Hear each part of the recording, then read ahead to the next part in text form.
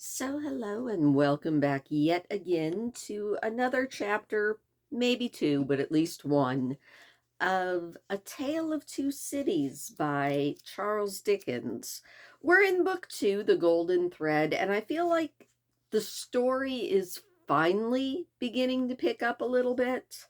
Um, there does seem to be a bit more of a plot than in book one. So for that, I am eternally grateful.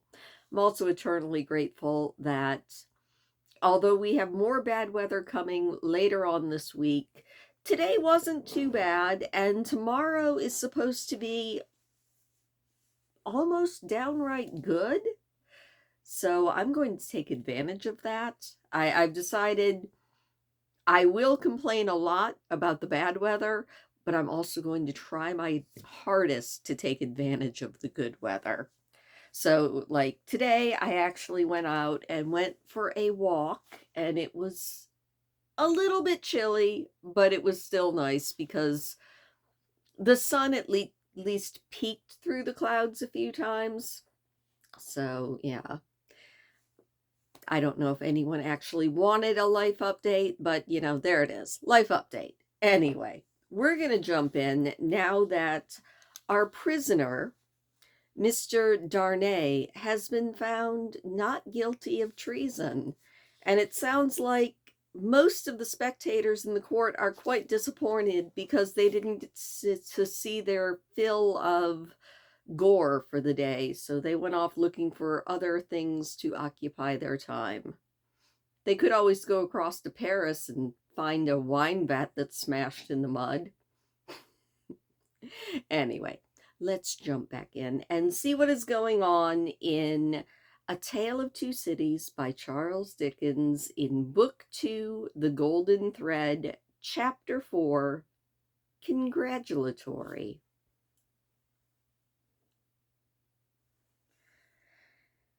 From the dimly lighted passages of the court, the last sediment of the human stew that had been boiling there all day was straining off when Dr. Manette, Lucy Manette, his daughter, Mr. Lorry, the solicitor for the defense, and its counsel, Mr. Stryver, stood gathered around Mr. Charles Darnay, who had just been released, congratulating him on his escape from death. It would have been difficult by a far brighter light to recognize in Dr. Manette the intellectual face and upright bearing as the shoemaker from the garret in Paris. Yet no one could have looked at him twice without looking again, even though the opportunity of observation had not extended to the more mournful cadence of his low, grave voice and to the abstraction that overclouded him fitfully without any apparent reason. Well, one external cause, and that a reference to his long, lingering agony, would always, as on the trial, evoke this conditions from the depths of his soul. It was also in its nature to arise by itself and to pull a gloom over him as incomprehensible to those unacquainted with his story as if they had seen the shadow of the actual Bastille thrown upon him by a summer sun when the Bastille was over 300 miles away. Only his daughter had the power of charming this black brooding away from his mind. She was the golden thread that united him to a past beyond his misery and to a present beyond his misery. And the sound of her voice, the light of her face, the touch of her hand had a strong beneficial influence over him almost always. Not absolutely always, for she could recall some occasions on which her power had failed, but they were few and slight, and she believed them over. Mr. Darnay had kissed her hand fervently and gratefully, and had turned to Mr. Stryver, who he warmly thanked. Mr. Stryver, a man of little more than 30, but looking 20 years older than he actually was. He was stout, loud, red, bluff, and free from any drawback of delicacy.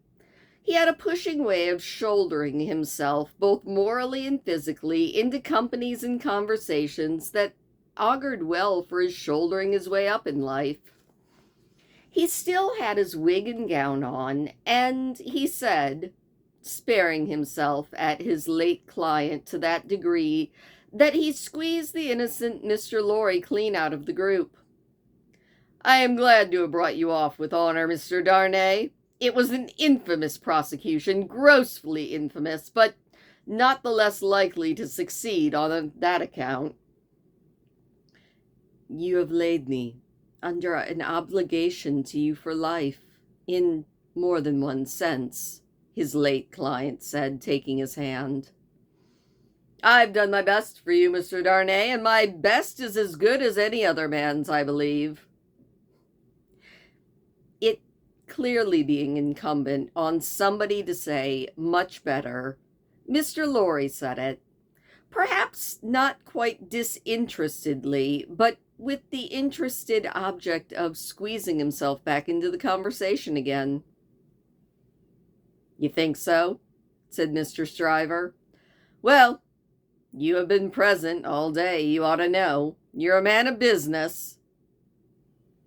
And as such," said Mr. Lorry, whom the counsel learned in the law had now shouldered back into the group, just as he had previously shouldered him out of it, "as such, I will appeal to Dr. Manette to break up this conference and order us all back to our homes. Miss Lucy looks ill, and Mr. Darnay has had a terrible day. We're all worn out." "Speak for yourself, Mr. Lorry," said Stryver. "I have a night's work to do yet, so speak for yourself." "I do speak for myself," said Mr. Lorry, "and for Mr. Darnay, and Miss Lucy, and Miss Lucy. Do you not think I may speak for us all?" He asked her this question pointedly, and with a look at her father. His face had become frozen, as it were, in a very curious look at Monsieur Darnay, an intent look, deepening into a frown of dislike and distrust, slightly mixed with fear. When this strange expression on him, his thoughts had moved away. "My father," said Lucy, softly laying her hand on his, and he slowly shook the shadow off and turned to her. "Shall we go home, my father?" After a long pause, he said, "Yes." And then the friends of the acquitted prisoner dispersed under the impression, which he himself had originated, that he would not be released that night.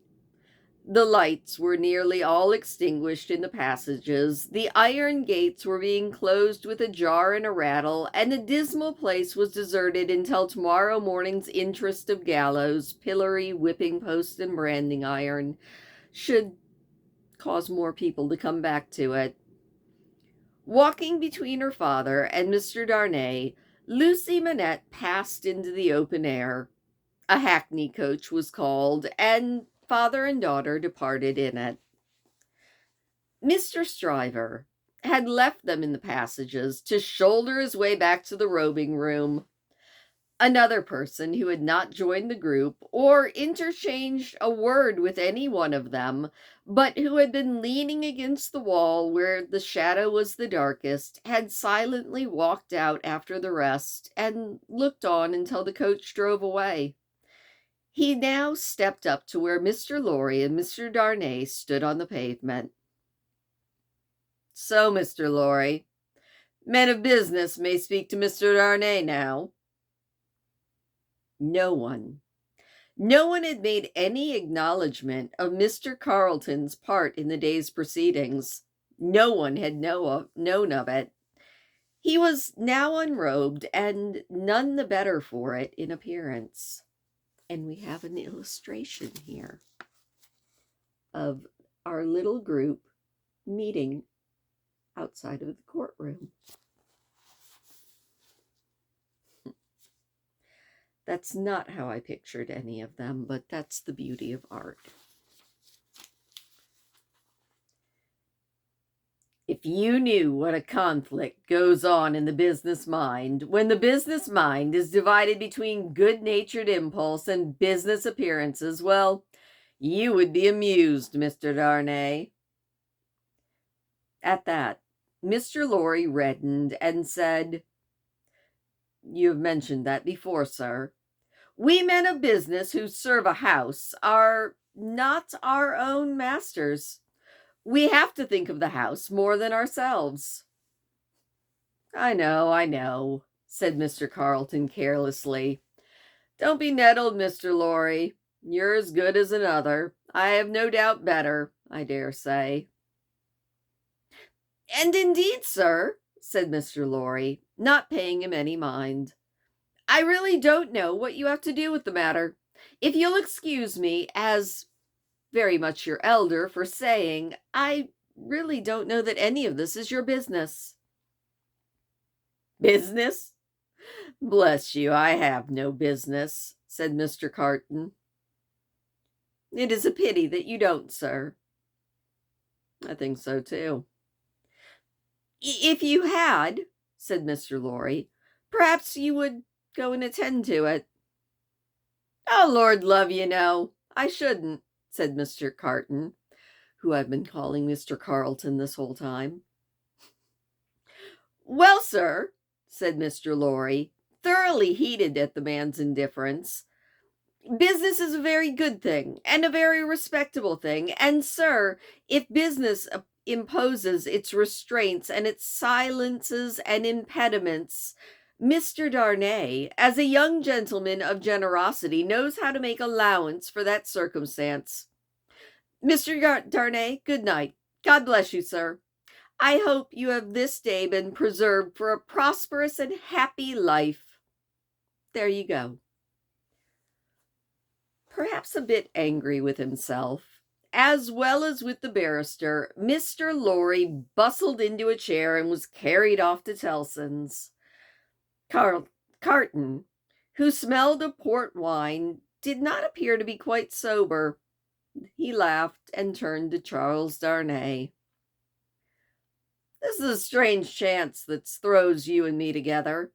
This might be a strange night to you, standing alone here with your counterpart on the street stones."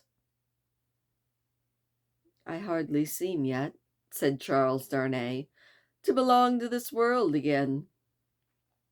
"I don't wonder at that. It's not so long since you were pretty far advanced on your way to another world. You speak faintly." "I begin to think I am faint." "Then why the devil don't you go dine? I dined myself while those numbskulls were deliberating which world you should belong to, this one or the other. Let me show you the nearest tavern to dine well at." And drawing his arm through his own, he took him down to Ludgate Hill, over to Fleet Street, and so up a covered way into a tavern. Here they were shown into a little room, where Charles Darnay was soon recruiting his strength with a good plain dinner and a good wine, while Carton sat opposite to him at the same table, with his separate bottle of port before him, and his fully half-insolent manner upon complete display. "So do you feel you belong to this terrestrial scheme again, Darnay?" "I am frightfully confused regarding time and place. I'm not so far mended as to feel that." "Must be an immense satisfaction, though." He said this bitterly, and filled up his glass again, which was a quite large one. "As to me, the greatest desire I have is to forget that I belong to it. It has no good for me, except for wine like this, nor I for it. So we're not that much alike in particular. Indeed, I begin to think we are not very much alike in particular at all, you and I."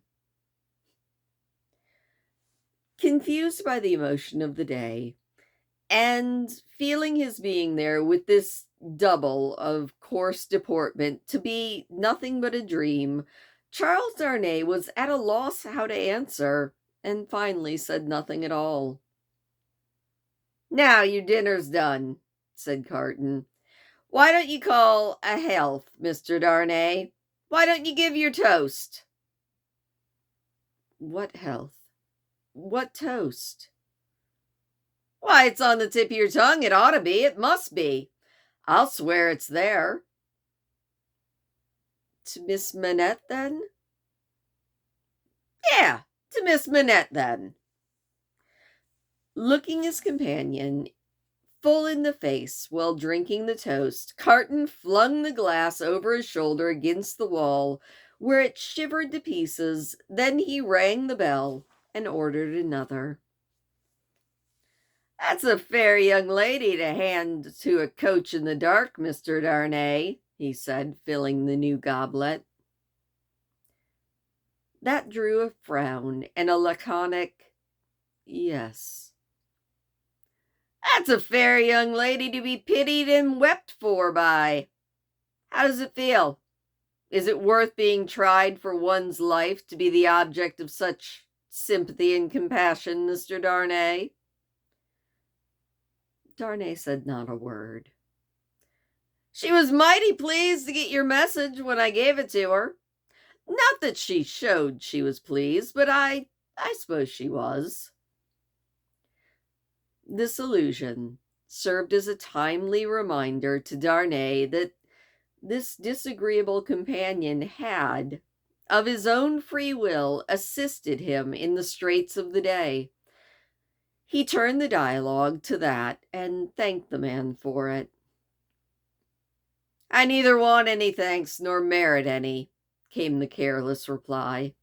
"It was nothing to do in the first place, and I don't know why I did it in the second.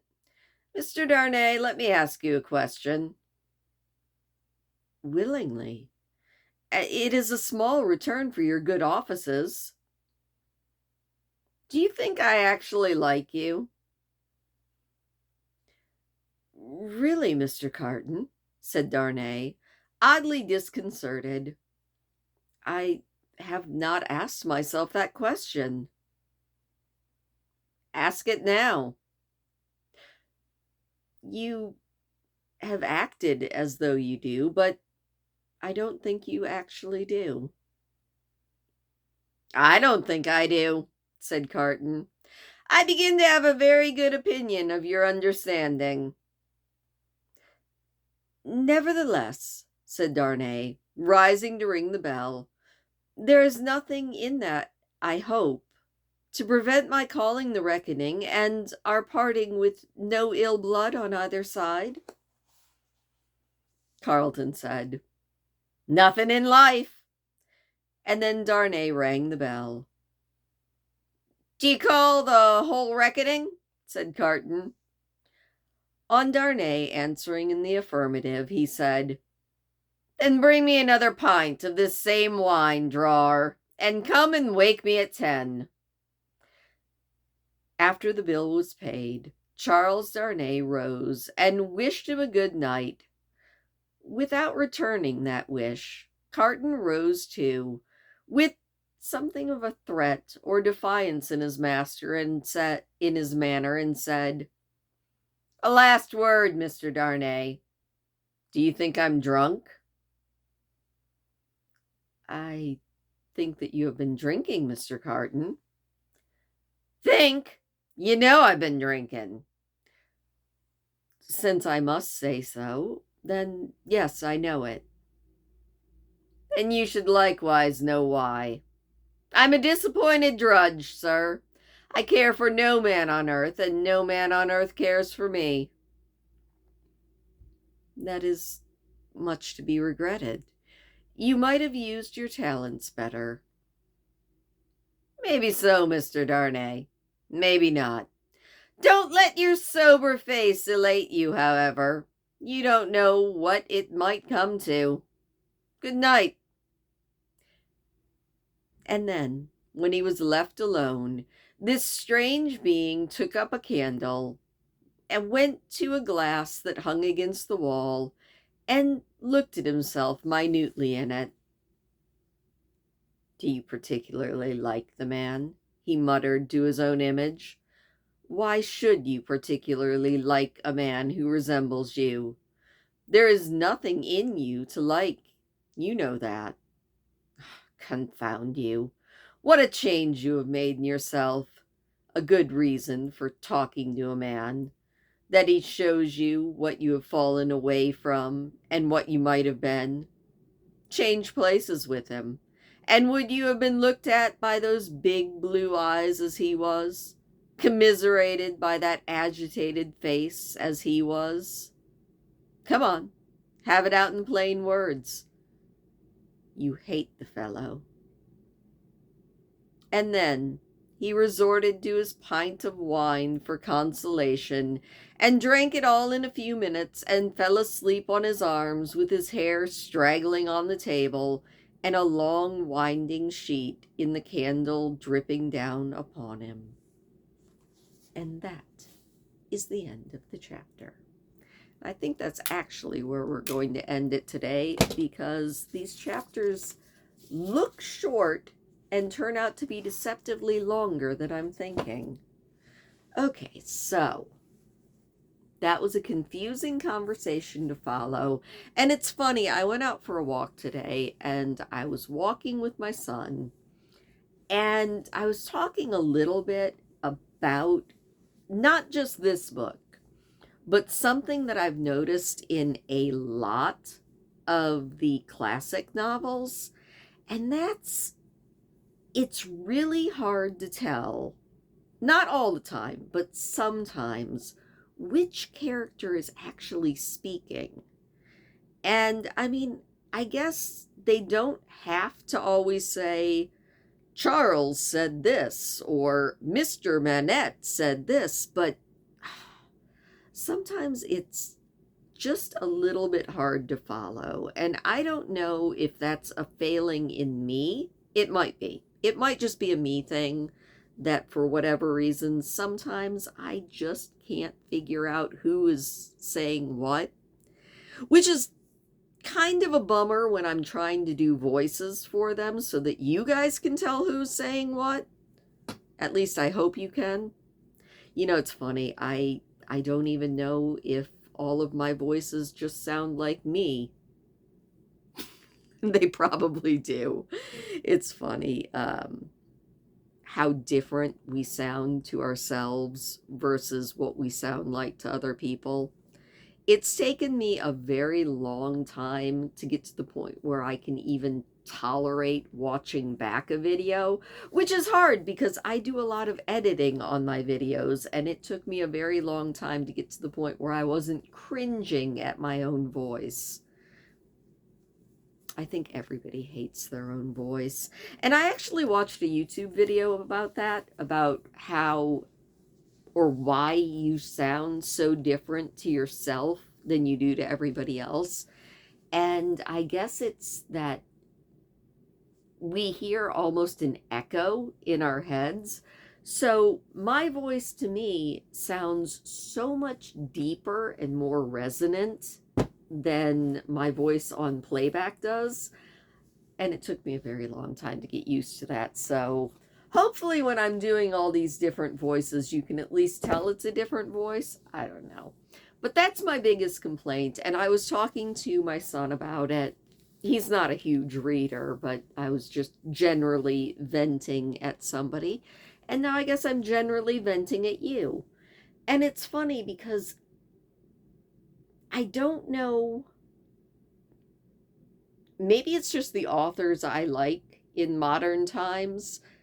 Even without doing a Charles said this, or Manette said this, or Fifi said this, it just feels easier to follow. And I don't know why.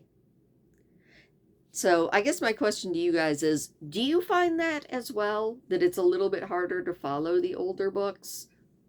I think I'm getting it though. And there's definitely a good story here. So we're going to keep at it. And yeah, that's about all I have to babble about. I hope any of that made sense. I feel like I'm going to just be like Charles Dickens and using more words than are needed. So that's where we're going to leave it. Thank you so much for listening. I hope that you enjoyed that chapter. I think I like the duplicate of Charles Darnay. I can't remember his name for whatever reason, but I think I like him, even if he is slightly disreputable. Anyway, leave me a thumbs up if you don't mind. It does always make me smile, and I will see you tomorrow.